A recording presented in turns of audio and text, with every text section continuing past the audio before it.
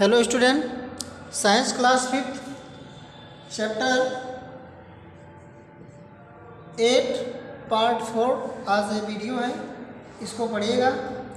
और यहाँ पे देखना है, सबसे पहले हमने आपको पिछले वीडियो में बताया था फेजेस ऑफ मून।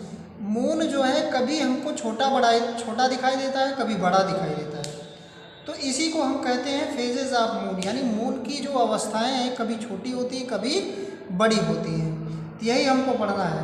तो यहाँ भी देखेंगे, सबसे पहले न्यू मून क्या होता है। New moon is a phase when the side of moon facing the earth reflects to on sunlight we can not see the moon present moon.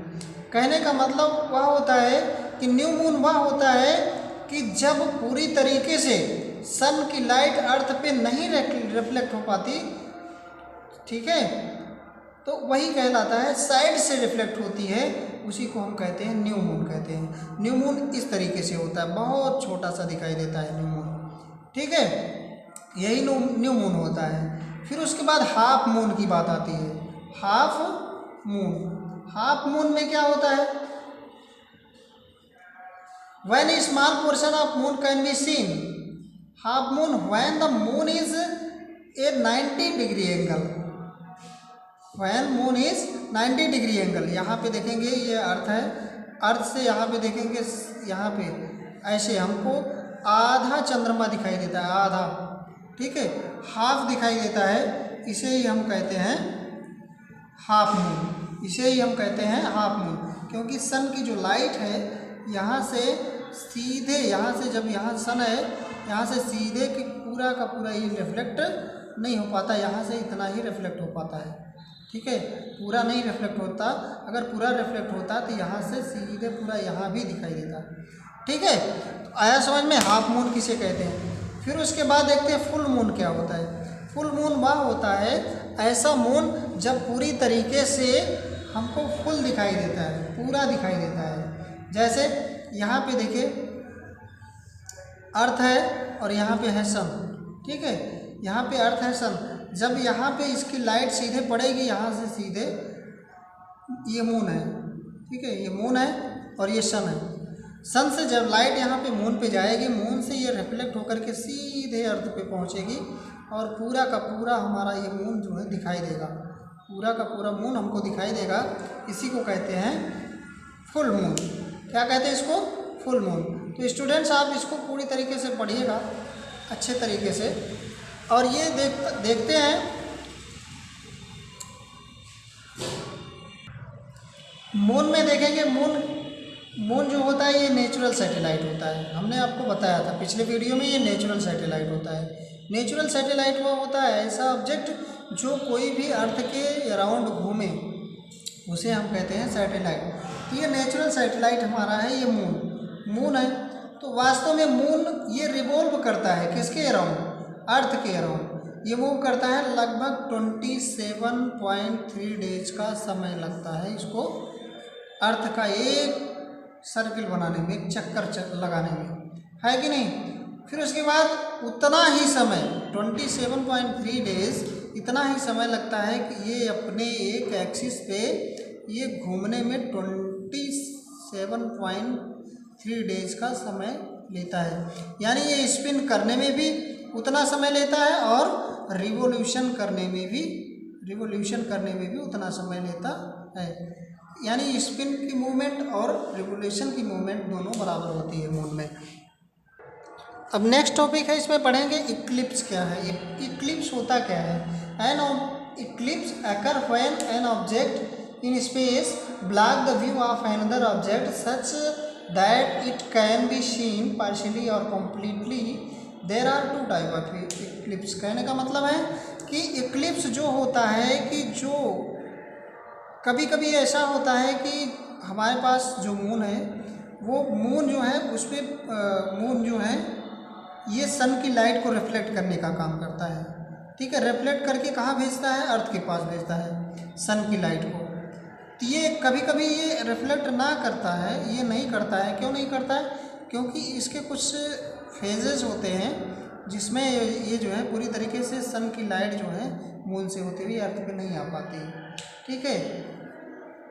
या कभी कभी ऐसा होता है कि सन की लाइट जो है जो अर्थ पे डायरेक्ट पड़ती है वो नहीं आ पाती।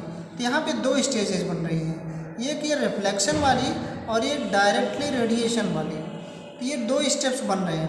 तो ये लूनर इक्लिप्स क्या होता है, जब सन और मून के बीच में अर्थ आ जाता है उसे इससे क्या होगा कि पूरी तरीके से हमें मून की लाइट जो है हमारे अर्थ पे नहीं आ पाएगी, क्योंकि सन और यहाँ से जैसे ही लाइट ये मारेगा सीधे, ये इसके बीच में अगर आ जाएगा कौन अर्थ आ जाएगा, तो ये क्या ये लाइट यहाँ मून तक पहुँचेगी? नहीं पहुँचेगी।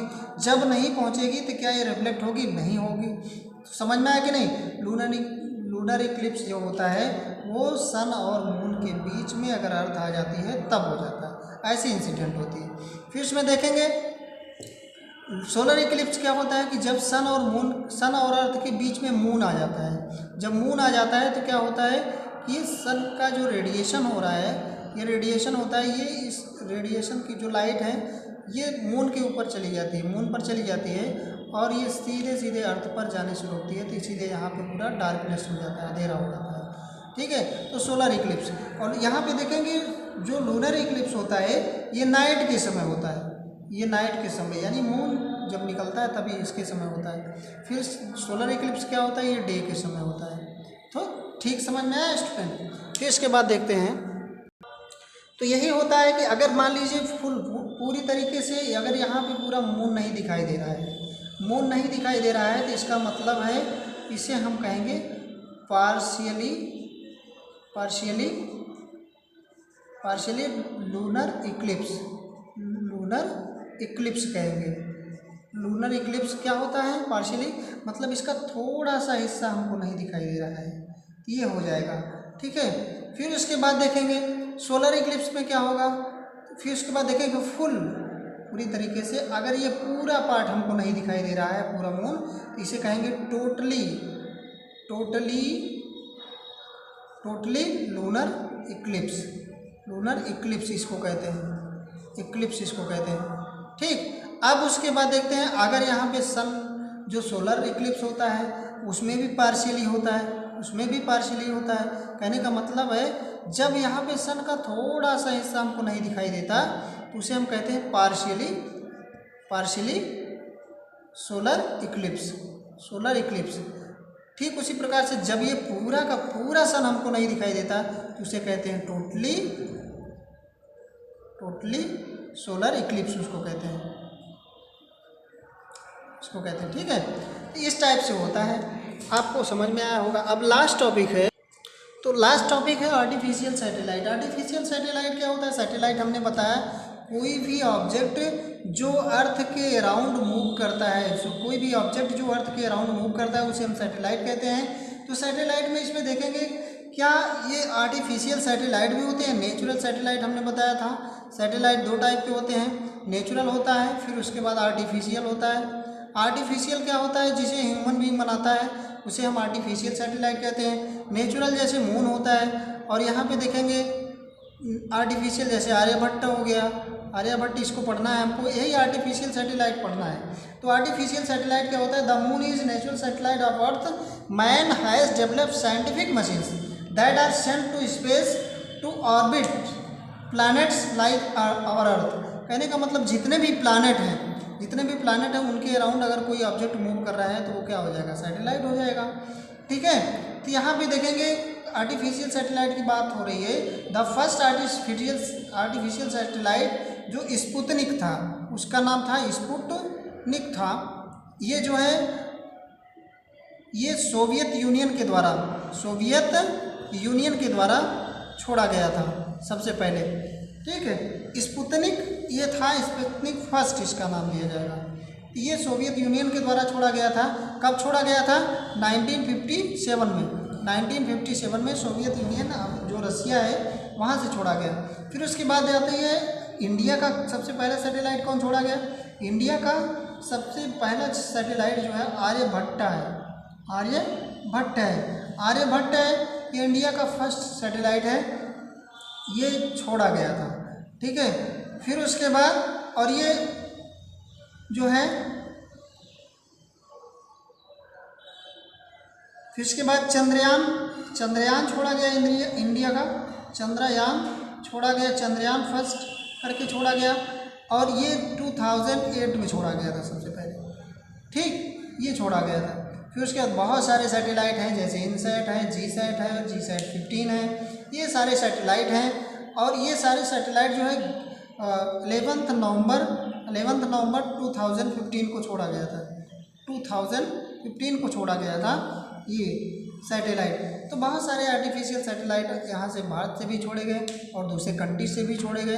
तो ये आर्टिफिशियल सैटेलाइट को हमने डिटेल आपको बता दिया, आप इसको अच्छे से पूरे चैप्टर को पढ़िएगा। ये चैप्टर समाप्त हो चुका है, इसके एक्सरसाइज के वीडियो भेज दिए जाएंगे, आप लर्न करिएगा। Thank you.